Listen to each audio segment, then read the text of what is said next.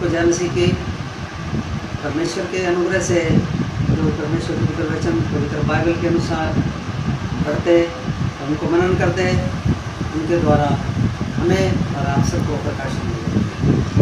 प्रार्थना करते हैं मिलकर के, पिता परमेश्वर आज का दिन तूने बनाया, हम इसमें आनंदित रहें, हम आपके पवित्र वचन के द्वारा आशीष पाएँ और जो हम सब लोग इन वचनों को सुनते हैं हम आपका आदर करें, तेरी महानता को, तेरी एग्जिस्टेंस को, जो वास्तविकता है उसे समझ पाए।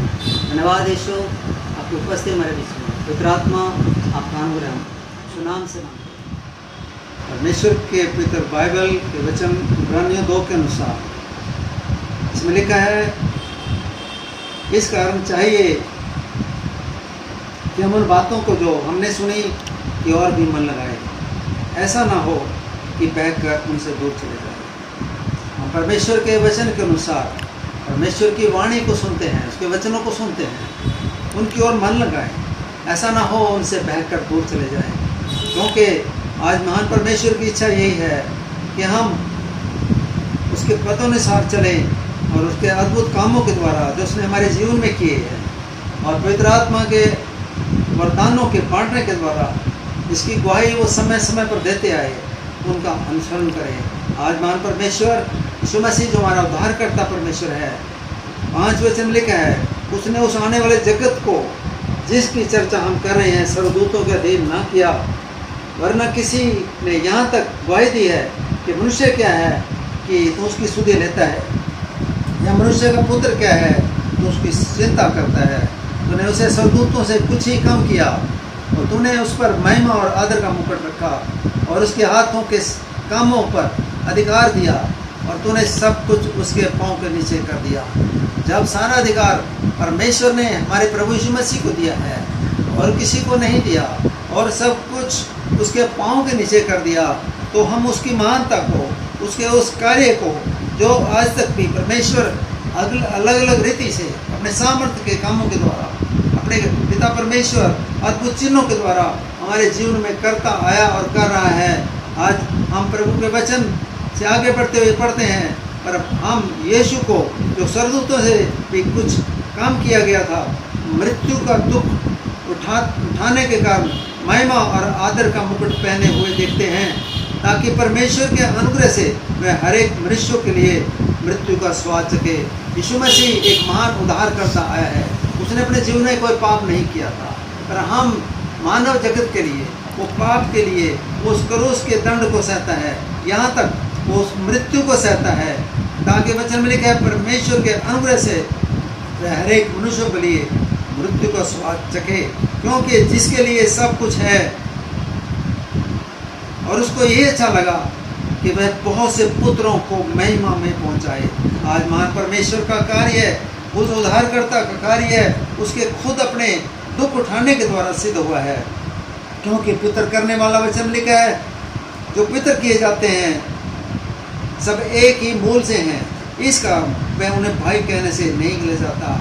आज हम परमेश्वर के संतान हैं, हम उसके सगी संबंधी हैं, हम उससे दूर नहीं हैं, ना वो हमसे दूर है। बाइबल में लिखा है आगे 12 वचन में, मैं तेरा नाम अपने भाइयों को सुनाऊंगा और सभा के बीच में तेरा भजन गाऊंगा।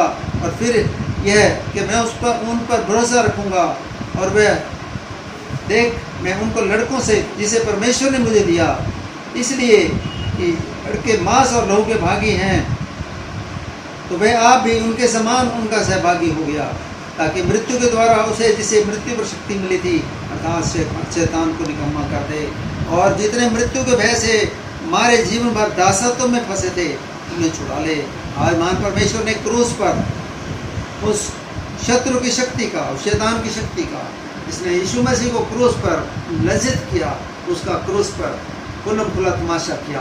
क्योंकि परमेश्वर की मृत्युजय की सामर्थ्य द्वारा पीड़ितों के अध्याय में लिखा है, परमेश्वर ने उसको मरे में से जलाया और आज भी वो जीवित है।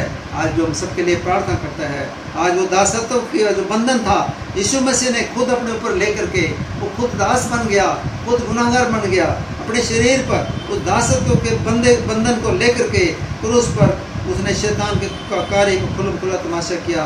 आज महान परमेश्वर के इस अनुग्रह के द्वारा हम लोग उसे आशीष पाएं।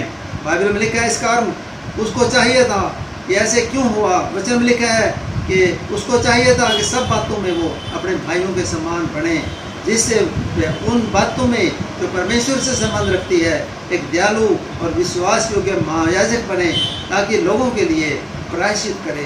यीशु मसीह ने हम सब गुनाहगारों के लिए, पूरे मानव जगत के लिए, हर देश के हर विश्वासी के लिए, हमारे लिए क्रूस पर प्रायश्चित किया। वो पापी ठहराया गया और वो प्रायश्चित हुआ है, और प्रायश्चित करने के द्वारा उसे मौत का दंड मिला।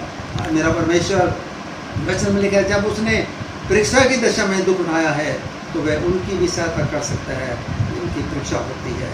आज महान परमेश्वर के वचन में इस प्रकार भी आगे पढ़ते, इब्रानियों 3 अध्याय, उसमें लिखा है, मूसा तो परमेश्वर के घर का एक सेवक के समान विश्वास योग्य रहा, और परंतु यीशु मसीह पुत्र के समान परमेश्वर का घर का अधिकारी है, और उसका घर हम हैं, यदि हम साहस पर और अपनी आशा के घमंड पर अंत तक दृढ़ता से स्थिर रहे। आज महान परमेश्वर के वचन में लिखा है, अगर आज तुम उसके वचन पर विश्वास करो, आज तुम उसके वचन को सुनो, तो अपने मनों को कठोर ना करो, क्योंकि वचन में लिखा है कि किस पुराने समय में जब परमेश्वर ने इजराइल के लोगों को मिस्र की गुलामी से, लाल समुद्र से निकाल करके उनके घरों में पहुंचाया, वो लाल समुद्र उसके वचन के द्वारा और सुखा दिया गया। वो समुद्र में चल तो रहे, परंतु वो पैदल ही पैदल रेत के समान उस पर चल रहे थे, परंतु उन्होंने उसे क्रोध दिलाया, बार बार उसकी परीक्षा लेते थे। आज वचन में लिखा है 15 वचन में कि यदि आज उसका शब्द सुनो तो अपने मनों को कठोर ना करो, जैसा कि क्रोध दिलाने के समय किया था।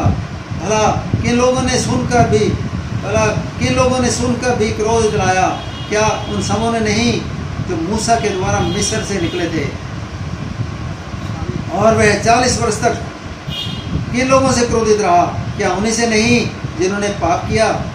उनके शव जंगल में पड़े रहे, और उसने किससे शपथ खाई कि तुम मेरे विश्राम में प्रवेश ना करने पाओगे? क्या केवल उन्हों के लिए नहीं जिन्होंने आज्ञा ना मानी? अतः हम देखते हैं कि अविश्वास के कारण वो प्रवेश ना करने पाए। परमेश्वर के पवित्र वचन 4 अध्याय में इस प्रकार लिखा है, इसलिए जबकि उसके विश्राम में प्रवेश करने की प्रतिज्ञा अब तक है, तो हमें डरना चाहिए कि ऐसा ना हो कि तुम में से कोई जन उसमें वंचित रह जाए, क्योंकि हमें उन्हीं की तरह सुसमाचार सुनाया गया, पर सुने हुए वचन से उन्हें कुछ लाभ न हुआ, क्योंकि सुनने वालों के मन में विश्वास के साथ नहीं बैठा। परंतु हम जिन्होंने विश्वास किया उस विश्राम में प्रवेश करते हैं, जैसा उसने कहा, मैंने अपने क्रोध के समय शपथ खाई कि वे मेरे विश्राम में प्रवेश ना करने पाए। यद्यपि जगत की उत्पत्ति के समय में उसके काम पूरे हो चुके थे, और उसने 7वें दिन के विषय में ऐसे लिखा है, परमेश्वर ने 7वें दिन अपने सब कामों को निपटा करके विश्राम किया। आज मेरा परमेश्वर आज का दिन दाऊद की पुस्तक में इस प्रकार 7 वचन में लिखा है, इसलिए वह किसी विशेष दिन को ठहरा कर इतने दिन के बाद दाऊद की पुस्तक में उसे आज का दिन कहता है, जैसे पहला क्या कहा गया कि आज तुम उसका शब्द सुनो, अपने मनों को कठोर ना करो। आप सबको आशीष मिले। वचन के अकॉर्डिंगली बातचीत किया है, आप सबको ग्रहण योग्य हो। इस समय हम मिलकर प्रार्थना करेंगे। पिता परमेश्वर, मैं प्रार्थना करता हूँ, जो भी वचन इब्रानियों के वचन से और अलग अलग वचनों से, आपकी वाणी से जो हमने आपस में बातचीत किया है पिता, इसके द्वारा प्रभु परमेश्वर हम सबको पिता परमेश्वर प्रकाशन मिले, और हम सब आपके मार्गों पर चलें, और वचन के अनुसार पिता परमेश्वर में आपके डर में रहें।